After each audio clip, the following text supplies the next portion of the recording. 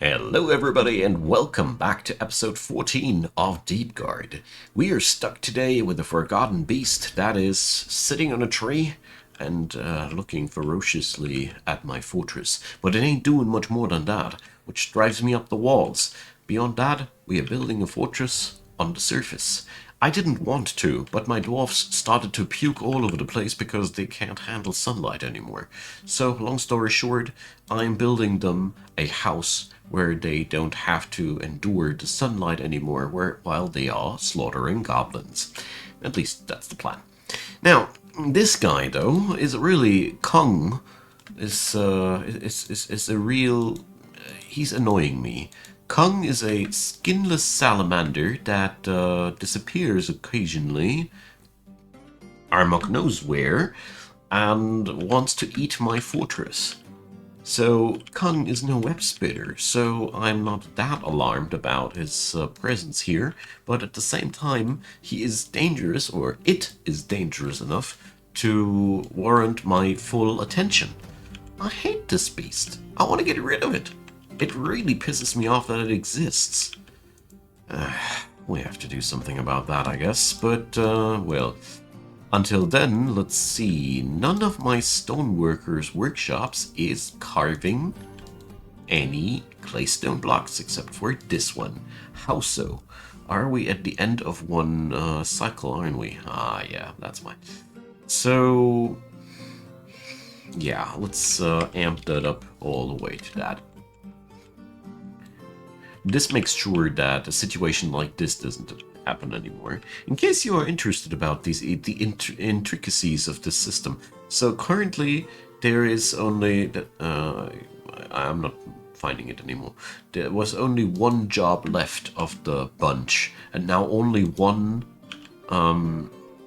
workshop was eligible to pick up the claystone block carving job, and only when that one last job is done, the 10 new jobs get generated. So I just tricked the system by announcing 50. I mean, it can now still happen that at the end of the batch, one remains, blocks the others, but yeah. The automation of this game is obviously not without flaws. So Kung, where art thou? Still sitting on a tree, are we? Dang it. It's really making me nervous. The problem about Kung is that it is a deadly dust spitter. Deadly dust is among those things which are either entirely harmless because your dudes slaughter it before it can do anything with the deadly dust, or it's a total massacre and everybody dies. Or, even worse, everybody dies and everybody infects each other and things get even worse. It's just horrible. And, why is there a horrible health symbol here on the dock?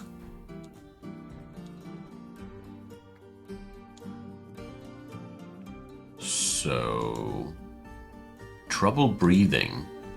Dodok, I'd say your fighter's days are over. So, if you have trouble breathing, we should find a different person for that steel suit of yours. I don't feel too well with that whole fighter's life for you, my friend.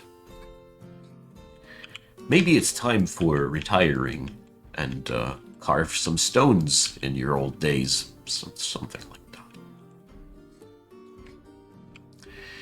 Just figured that this might be wise. Yeah, well, alright. So, as long as this thing's sitting on the tree, no worries at all. The moment this thing ain't sitting at the tree anymore, I'm going crazy. Ah, well. So let's keep building upstairs here. While we're pausing the game, obviously, but whatever. So I figured that I want to have a system that really makes sure that those filthy gobbers will stream into my city in a manner that nobody will have to suffer from the darned sunlight anymore. To make that happen, this is 1 square lower. Okay.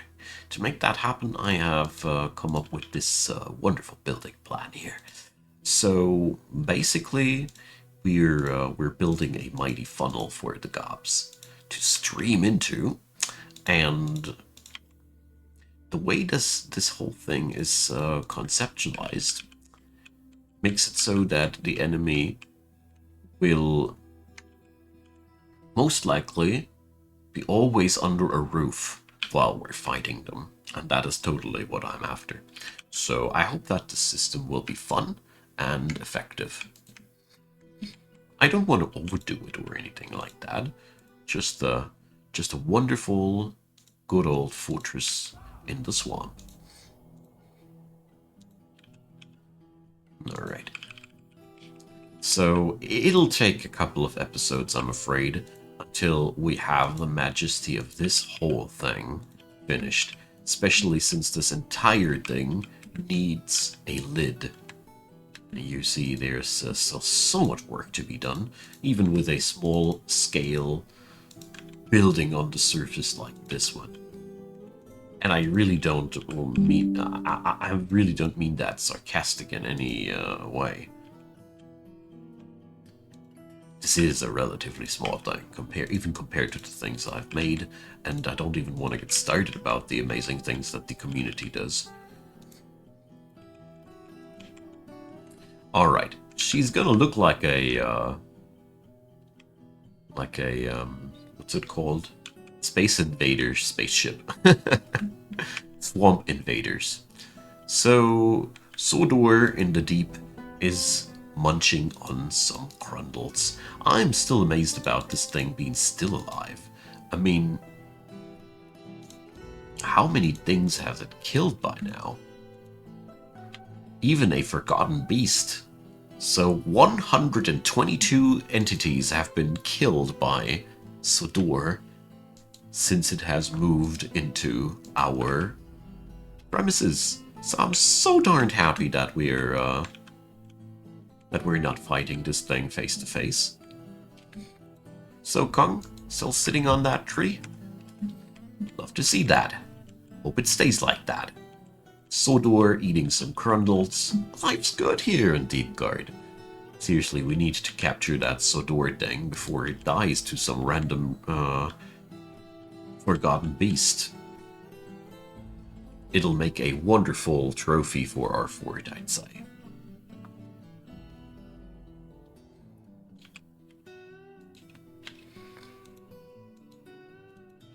I keep being paranoid, though. This really, really makes me nervous, but it seems as if this thing doesn't want to move. But I don't trust it. I don't see any reason why it should be stuck there. Good lord, the grundles! So, seems like it's not going to stay with 122 today. So, let's see. 132. That's been a lot of grundles. SODOR's crunchy grundles, I'd say. Something like that. Let's polish up our apartments. I think we still will need more apartments over the course of the time, but I really hope that the latest expansion will get us somewhere. Over here, let's see. Trouble breathing. So...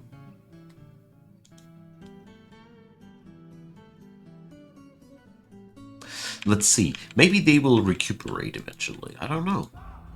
Wonder if we need to replace...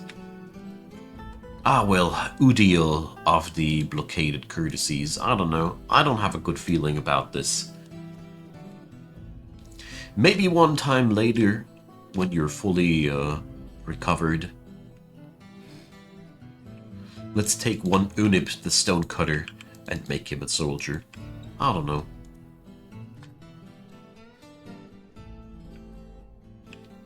Just gives me a creepy feeling to see that my folks are having that red heart that shows imminent death, basically. That's really, really scary, honestly. Oh, we made these low priority, didn't we? No. Need to redo it now, else it'll take years. Oh, well, maybe I'm wrong about that. They were already cutting some.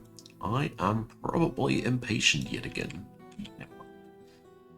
Those short fellas are surely used to that by now.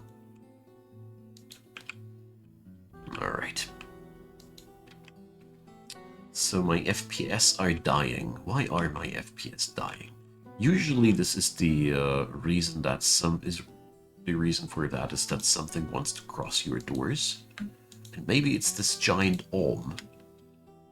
Let's send the red torches after it. Smack.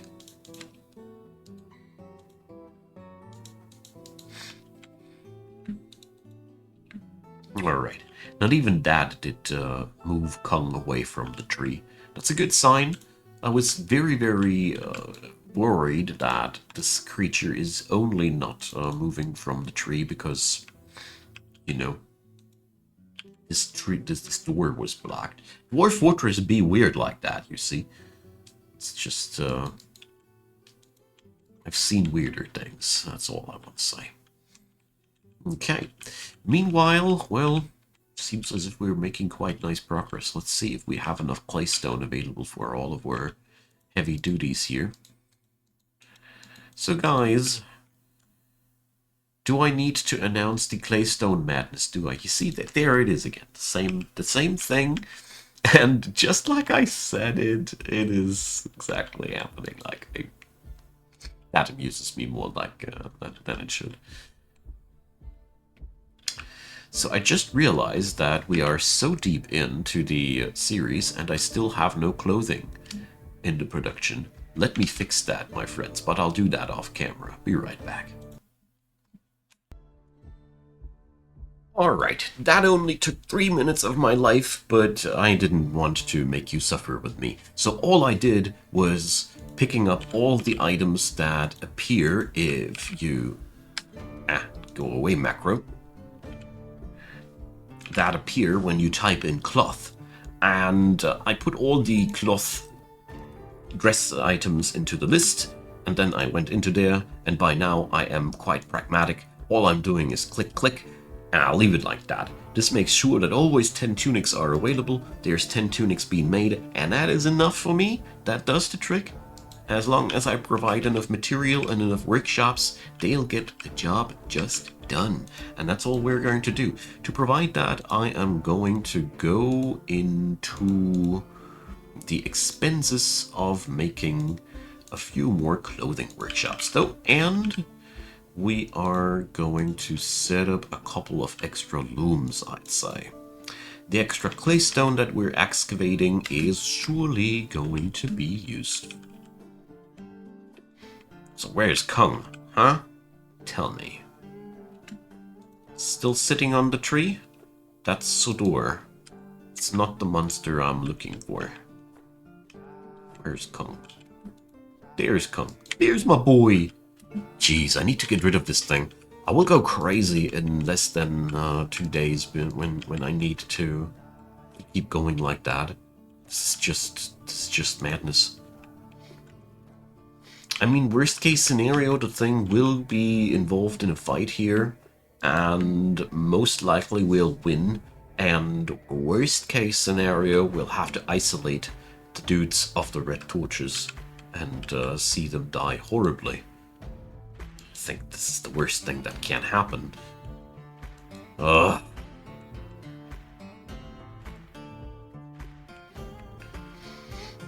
At the same time, I just don't want to go out and provoke that thing into a fight or something like that. Because that might work, but it also might just not work. And be a horrible idea. And kill everybody. Ugh. And I see that the red torches are slowly replacing their gear for steel gear. Wonderful, isn't it? So our recent orders, they are going to consume a lot of steel at the time being. I get that. But it'll also be a excellent investment. So, come on, let's get ourselves some magma to work with again, hey? Splish splash, I'm taking a magma bath. This never gets old to me. I don't know why, but it somehow is always a majestic thing to see the magma ocean flood into this tiny little chamber where all my little minecarts are waiting to be submerged with magma. Such nonsense! I don't think that iron minecarts would ever withstand that, but it is a fantasy world. The dwarves have had so many inventions that the humans can only dream of. Endless power, the perpetuum mobile. The dwarves just drank a few beer and they invented that. Easy. Well, too bad that we ain't got no dwarves on our world, I guess. Alright. So the construction is getting along nicely, finally. This really gives me some relief to see. I also do enjoy seeing the amount of steel on my dudes here. It's slowly spreading throughout the fortress. Here goes the magma. Wonderful. So now we can expand how much we want. It's gonna be no problem whatsoever. Just need to seal off the chamber so we can let the magma dissipate again.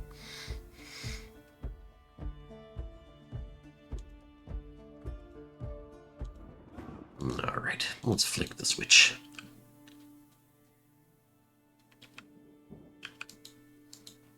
Fresh clothing is being made available. It's really good that I noticed that in time, because that might have been really obnoxious at some point. I personally think we are very late with the clothing industry already, and being butt as naked is really something that drives your dwarves up the wall. Why ever that is the case, I don't know. Jokes. Of course, it is horrible if you have only tattered clothing while you are walking through hallways of fine iron, gemstone, and everything. No need to be dressed in shambles. Alrighty. So... lots of commotion around this area here. Interesting. Why ever that's the case. Alright.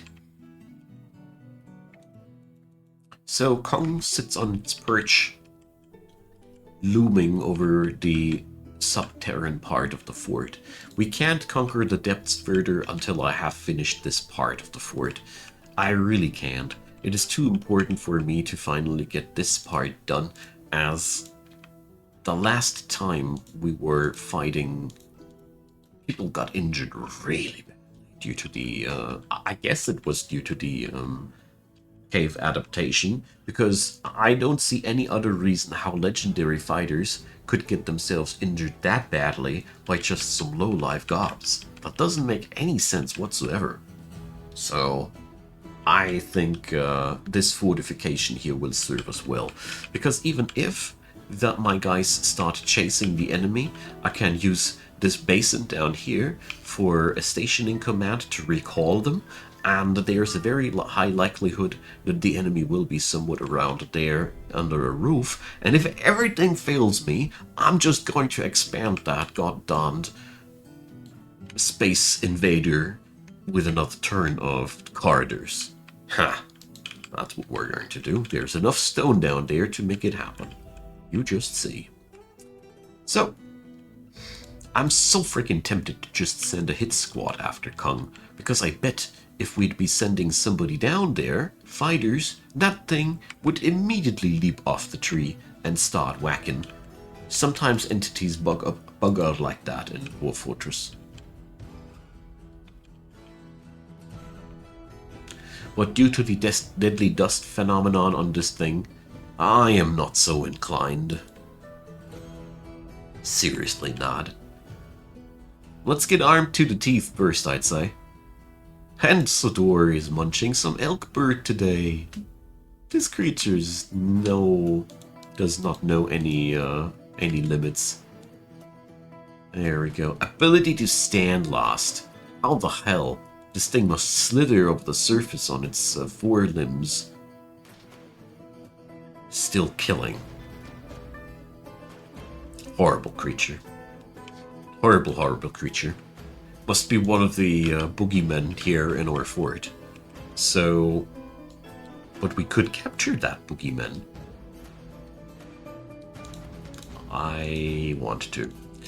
So, let's see. I will do it like this and like that. And then we'll lock up another cat. Or cats. Ah, we'll take a puppy this time.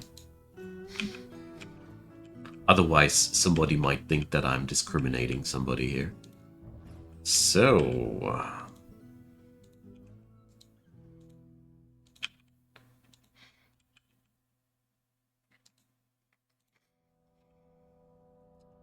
let's make something else happen here.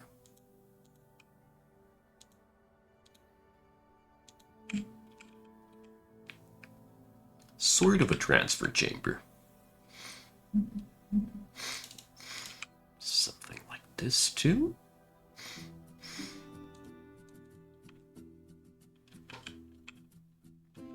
Alright, doesn't make sense yet, but it will in a second. So, whoa, SODOR is munching on more creatures.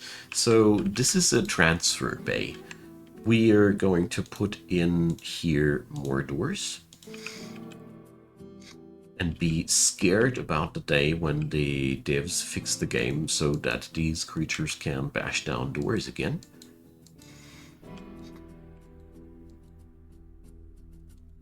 Kung still sitting where it should sit? Good, good.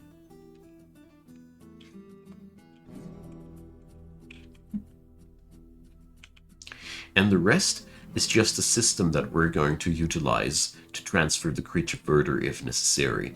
So it's a very simple thing. Here we go, more of these bad boys. And one last safety measure.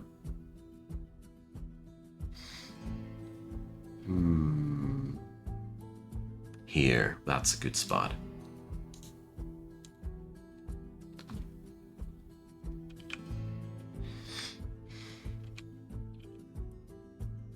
So what I'm trying to create here is a system where we have the freedom to manipulate via chains and stuff the attention of the creature, and we're still maintaining control over every part of the system. So basically, when I want to transfer the creature, I enter this room from the outside, chain up something in there, open the door. Forgotten beasts like to kill stuff. Beast floods in here. I slam down, shut all doors again, and then I can chain some creature somewhere else up to decide where the creature shall go next. So that's a very, very simple, albeit effective system. We could go for something like that downstairs as well. I wanted to experiment with things in this series very, very badly, like these.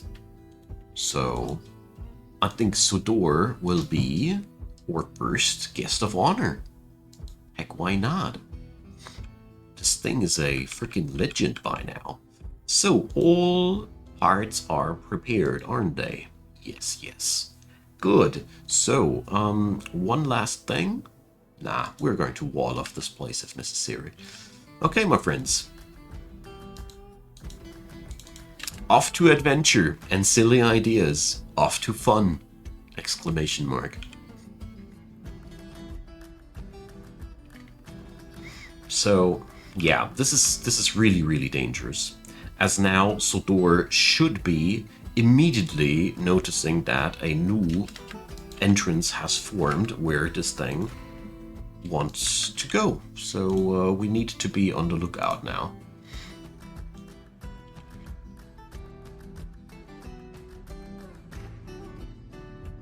Alright, sometimes the Forgotten Beasts do take a while until they find the change in environment.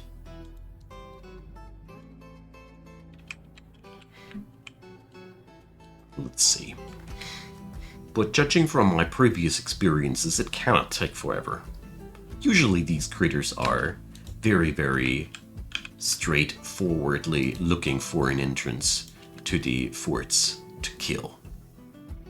There we see it already. You see? That's what I said. There's an opening, this thing goes for it. That's why I'm so anxious about Kung. Alright. Damn. It is inside now. Doors slam shut. SODOR is now my puppy. Welcome to Deepguard, SODOR. Hope you enjoy your stay. So,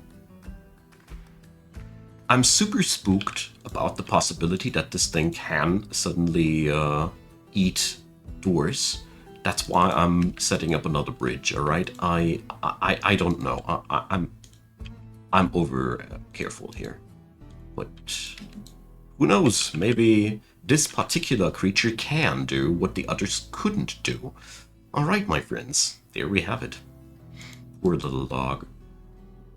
But that's how you capture one of these beasties. The caverns are now safer. We have now captured the malevolent beast.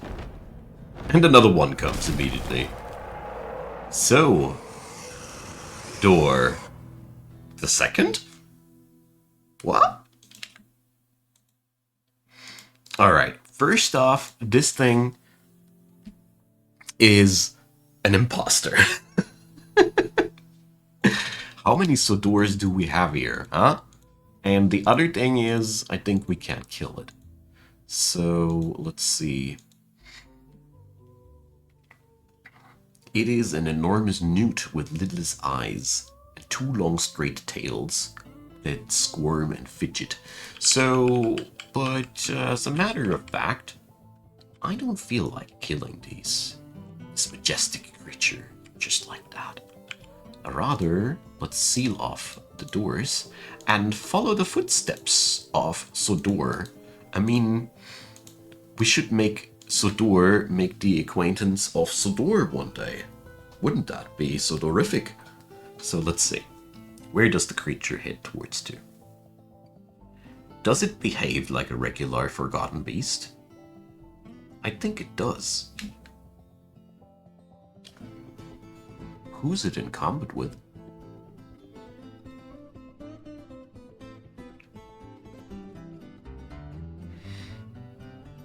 So, must be some regular cavern dwellers. Okay. That bad boy's in for a barbecue. I guess this thing is now toasting our local ant people. Damn it. Damn it, SODOR! Maybe it's really wiser to not take this creature lightly. It obviously is easily capable of spreading wildfires, and we are not invulnerable to fire at all. And here it comes. So, let's see. The thing about fire is it creates smoke, and that smoke has the characteristic to block sight, and this is really, really annoying. Alright. What's also really annoying is that SODOR insists on entering you through this door, obviously. So there's no door like this door for SODOR. Damn it. That was really unexpected. So we could do one. Oh no, I don't think that works. Let's flick the lever still and see what it does.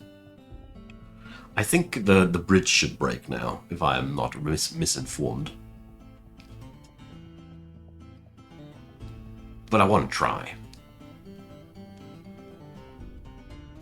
So, exactly nothing happens. Well, my friends, I'll leave it like that for today. SODOR is at our doorsteps. Oh boy, I will stop eventually, promise. And we got to figure out how we're resolving this motivation issue of the Forgotten Beast to walk into the trap. I didn't foresee this problem. Anyways, drop your comments down below. Leave a thumbs up if you feel so kind, and of course consider subscribing. There is a lot of Dwarf Fortress content on my channel, and you can find it in the description box via the playlist links down there. Also, feel free to support me financially via the links you can find down there, and a big thanks to all of you who do. I really deeply appreciate, and I hope you had a good time here. I also want to say a big thanks to everybody watching these videos. Really means a lot to me. And we're going to continue next time with the construction of this box outside here. And let's see what we're doing with all our forgotten beasties. Catch you there, and have a good day.